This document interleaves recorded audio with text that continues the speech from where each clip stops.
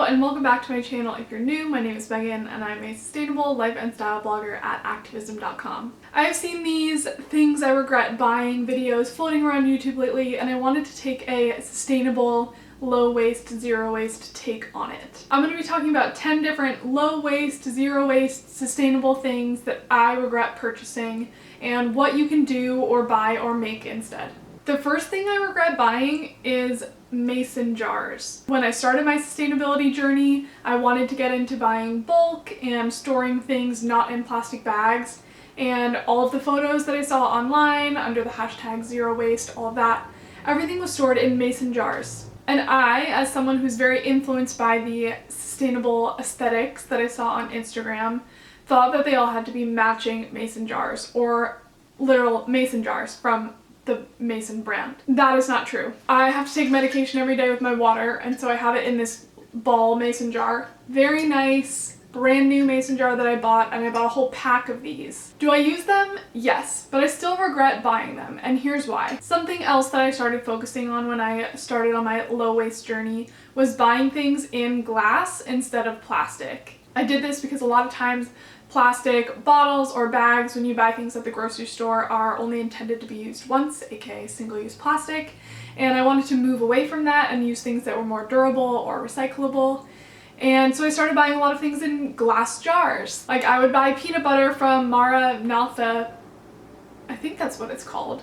Well, I would get peanut butter in a glass jar, and the glass jar was nice. And so I thought, once I'm done, I'll just clean it out and use it for something else, to store something in, whatever. So I started realizing there were a lot of things in my kitchen and in my fridge especially that came in glass jars that I could reuse instead of going out and buying brand new jars. There's just no need, especially if you're a pasta gal like myself. I love pasta. I have a lot of pasta sauce, and so I get those jars that aren't Mason brand, Ball brand, fancy glass jars, but they do the same trick and you're not spending any extra money. So for example, I store all of my fabric scraps over here, and this is an old, it actually is a mason jar, but this is from one of my tomato sauce jars. This is from this company, the Base company, that does like iced tea pop-ups basically. So I got a tea in this jar and I still use the jar. This is an old Capers container. I haven't ripped off the label yet because I'm lazy, and it's holding some perfume samples that I've had for a while. So there really is no need to go out and buy brand new mason jars. If you're looking for a larger size, you can always look secondhand. There are a ton of jars at my local Goodwill for like $1 for a huge mason jar. So if you need something a specific size for a specific purpose, definitely look secondhand first, but there really is no need to buy brand new mason jars. Unless you care a ton about aesthetics, which I did back in the day. I don't as much anymore, especially when it comes to sustainability. It's about saving the planet, not about how it looks saving the planet. The second thing I regret purchasing is more of a bad habit. I, again, at the beginning of my sustainability journey, got really excited at a lot of different low waste products, specifically like hair products, makeup products, body lotion type products, and I got into the habit of buying these things before I used up the stuff that I already had. For an example, I have tons of random body lotions, hand lotions hanging around. We get a ton of companies coming and just handing out free samples at USC, and for a long time I didn't know how to say no to people, so I would just take all the free samples. So I have a ton of those still left over that are perfectly good. Yes, they're not sustainable, but I have them, and it's more sustainable to use them than to just throw them away completely unused. My issue is I would get so excited about these new sustainable package-free products like shampoo bars, package-free body lotions, things like that, that I would buy them and then use those before I used the stuff that I already had. So I have a ton. I can count literally 3 from where I'm sitting in my room. 3 little body lotion containers that I could use instead of the package-free body lotion that I have from Lush that I'm about to finish. This is a great way to save money, especially at the beginning of your sustainability journey. Sustainability is much more than just buying sustainable things. It's about looking at things in a sustainable way. So you don't have to have all of the latest sustainable new products. It's using the stuff that you already have, and then when you need something, purchasing it in a sustainable way. So this is actually an area where I could save myself a ton of money. Again, as I've said, it doesn't make sense to just throw out things that could be used. Like, use up the stuff that you already have before you invest in something new that's sustainable. The third thing that I regret buying is another one of those habits. I regret buying sustainably made clothes and thrifted clothes that just don't fit right. I've had this habit all throughout my life. I just feel like I have weird body measurements. Like, I have a pretty small waist, but not tiny hips. And so I always have trouble finding pants or skirts that fit. So that quickly translated into thrifting. I just went into buying clothes at the thrift store like, this is just way better for the planet. It's not fast fashion, but I could still buy a ton of stuff because it's cheap. I was just buying a lot of things that didn't really fit and weren't really cute. And I have been doing a ton of thrift flips on my TikTok lately, which has been a great way to get some good use out of things that I really liked but just didn't fit right. But I probably shouldn't have bought a lot of those things in the first place. And it gets even worse when I started really investing in sustainable pieces from expensive brands like Reformation. I bought a number of items from them in online sales, so they were less expensive, but I couldn't return them. And they were items that I got, I tried on, and just didn't fit right. I have this gorgeous green dress that buttons all the way down the front and it just puckers around my chest, which means that it's too tight in my chest. It fits everywhere else, but it's too tight there. And so I haven't worn it as a dress the way that it's intended to be worn. I've worn it with sweaters, with jackets, with t-shirts over it, so it just looks like a skirt. It doesn't make sense to be spending $100 on a dress from Reformation, even though it's great that it's sustainably made. If it doesn't fit me right, I'm not going to wear it. And that's like another sustainability mindset that I'm trying to work on in my closet. It doesn't make sense to buy things that I'm just not going to wear. So I have a habit of buying things that don't really fit and don't really have a way that I can make them fit. And then I end up selling them. And so it's just kind of a waste of money. Like, yes, I am purchasing something that is sustainable, but if it doesn't fit, I'm not going to wear it. And what's the point of investing in something that's going to last if it doesn't fit and I'm not going to wear it? You see what I'm saying? The fourth thing I regret buying is another thing inspired by Instagram. This is a Cal Tiffin. It's a specific type of Tupperware that I've seen a lot of zero waste bloggers and Instagrammers use. For sensing a theme here, in the beginning of my low waste journey, I wanted to buy Tupperware and different containers that I could reuse that were high quality, and so I followed people on Instagram and bought one of these. It's this stainless steel container and it has multiple different compartments. So it has a top and then it has this like tray and then this bottom part. So I was like, oh, that's great. You know, I put something in the bottom and then something on the top and they won't get mixed. I bought this when I was interning at Tom's and they didn't have a ton of lunch options around there.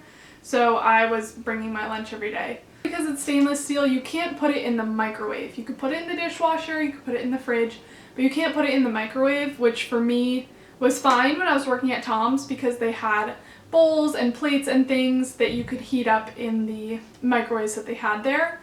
But if that wasn't an option, I would have just had to eaten it cold out of here because I can't microwave this. So that's one thing to keep in mind. The other thing I don't love about it is that the stackable compartments are really small. That might have just been an error in me buying the wrong thing. They do have some options that are like this and then something that's the same size on top and they connect together.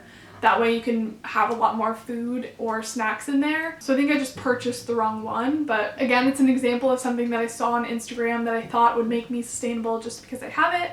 But I've had this now for 2 years and I haven't used it like in the last year at all. Instead, I recommend glass Tupperware or ceramic Tupperware. I liked this because there was no plastic at all, not even on the top. And on a lot of the other Tupperware I have that is glass, the top is plastic to make it safe. So if going completely plastic free is an issue for you, definitely check out the other types of Cal Tiffins that they have. But that is not of the utmost importance to me. I think it's also important for me to be able to microwave my meals in the container and not use additional plates and bowls when I don't need to. The fifth thing I regret buying, I literally don't even have anymore. I bought it the same summer that I started at Tom's. They were these Ziploc reusable like mason jar shaped bags. I saw them on Amazon. I'm sure I bought them in the same order as that Cal Tiffin. And that's when mason jars were starting to be cool. and I was like, these are the cutest little reusable snack bags, I'll buy them. And they were just like literally plastic bags that could be reused because it was a thicker type of plastic than a Ziploc bag. But they were kind of small, so I used them for snacks, but I couldn't fit a whole bunch in there. I couldn't really open it all the way. They were hard to clean. Like, yeah, they looked kind of cool, but at some point it's important for things to also be functional. So yeah, I think I ended up just throwing them away after a while. They came in multiple different sizes, but I never ended up using the small ones. They just like, there was no need, honestly. I did get a good 2 Instagram posts out of them, but like, not worth it. Instead, I recommend, if you're looking for a bag that's similar, stasher bags are amazing. You can put them in the freezer, you can microwave them, you can like put soup in it, take it from the freezer and put it into boiling water without even taking it out of the bag, and it'll warm up the soup. Like, they are great. They're definitely a little bit more expensive, but you can put them in the dishwasher. They're really easy to use. Big fan of stasher bags. I only have one, but I get a lot of use out of it. And something else you could do is just using old jars. As I said in my regretted purchase number 1, I now have a ton of jars all over the place, and I actually started using jars for my snack that summer when I was working at Tom's because these mason jar bags weren't working. So I started putting popcorn in a jar, different snacks in a jar, and that just was easier. This is a good one. My next purchase that I regret is this sippy cup top. It's called Kapow. And it's just this little insert. You can't even see it. I feel like a beauty blogger. It's just this little insert that is like a sippy cup top, and it fits into mason jar lids, and you just tie it on to the jar. Here, I'll demonstrate. These are some of my sewing materials, but like, just fits like that. Drink it like that. It's not that I don't like the product. It's definitely a cool, sustainable idea, especially if you like to get tea and things on the go. But I just don't use it. I bought it because it was one of those cool, sustainable inventions that like seemed really cool, like a cool thing to have. But I think I've only used it once or twice. I like to bring big jars if I go out to get iced tea somewhere, so it doesn't fit this top. I could have gotten a wide mouth top option, but I also don't sip a lot of things. I use straws. It's not that it's a bad sustainable product, it's just a sustainable product that I don't use. And if I'm gonna have something sustainable, I want it to be something that I use a lot. There's no point in buying something just because it's sustainable. Like, if you're not gonna use it, there's no point. 7th thing I regret buying is utensil kits. There's a little caveat here. I have 2 utensil kits. This one, all of the utensils are bamboo. That was the first one that I bought, and I carried it with me everywhere, to class, like everywhere, and I don't use it anymore. I really only use this for traveling now, if I'm gonna eat food on a plane, if I have a long flight. Obviously you can't bring regular silverware through security, so this is a great option. It has like bamboo chopsticks, a fork, a knife, a spoon, a straw, and a straw cleaner. Though I enjoy using it now when I'm traveling, I do regret buying it for the purpose that I bought it for. I bought it so that I could have utensils with me everywhere. The thing is, I've lived in an apartment for the past 2 years. I have utensils around. Like, I have regular silverware that I could just put into a little baggie and put in my backpack or in my work bag and use. I encourage you, when you're thinking about any kind of sustainable decision, think about, is this something that I need to buy new, or is this something that I can make myself? Obviously, if you're buying a utensil kit for travel purposes, I don't think most of us have just bamboo utensils hanging around. But if you're just gonna use it to go to class, like, buy a fork, a knife, a spoon, and a straw from like Target if you don't live in an apartment. Put it together with like a towel or in like an old pencil case or something, and use that. If there is an opportunity to make something instead of buying something new, always choose that option. I wish I had learned that earlier. The 8th thing that I regret buying is reusable bags. I get them free everywhere now. And I, right here, out of the frame, have an entire box of storage of reusable bags, most of which I don't use. There have been a few times where I've purchased reusable bags that are either canvas bags or just like cute looking reusable bags because I liked the design, but like, I just have so many. I just have reusable bags everywhere. Maybe that's a me problem because I go to a lot of sustainable specific events, But there have definitely been times when Baguette, I think that's how you say their name, Baguette has had really cool sales online and they have cute patterns in their bags, but I just don't need any more. So it's just an unnecessary purchase. And these last two things are related. The ninth thing that I possibly regret purchasing is this reusable Starbucks tumbler. I have a little bit of an obsession with Starbucks. Quarantine has definitely been good at curbing that addiction. I haven't been in quarantine about 9 weeks now, so I haven't gone in like 10 weeks. I haven't gone since they started the ban on personal cups. I'm pretty much over my Starbucks addiction. I still think about going every once in a while, but I haven't gone. Obviously, it's great to have a reusable cup if you go to Starbucks regularly, but the kind of mindset that this cup put in my head was, I have my own cup, so I'm not creating any waste, which isn't true. Just because I personally was not creating any waste by getting my order in this cup, it doesn't mean that there was no waste being created with my order. So I would get a lot of iced tea lemonades. So with every tea that I created, there were tea bags obviously used to make the tea. That comes in packaging. There might be plastic in the tea bag, things like that. And lemonade obviously comes in a container, which gets thrown away and can't be recycled. It got me in this kind of weird mindset, like I'm not creating waste and I'm not responsible for any of the waste that happens with this order, even though I still was creating waste with my order. Obviously, we don't all need to be thinking that deep about our Starbucks orders. If you go often, definitely buy a reusable container. But I think this is more like a mindset shift for me, which I've seen happen a lot over quarantine. And now leading into my last 10th thing that I regret purchasing is this Manatee tea steeper. So over the past year, I have been trying to go to Starbucks less and make my own tea.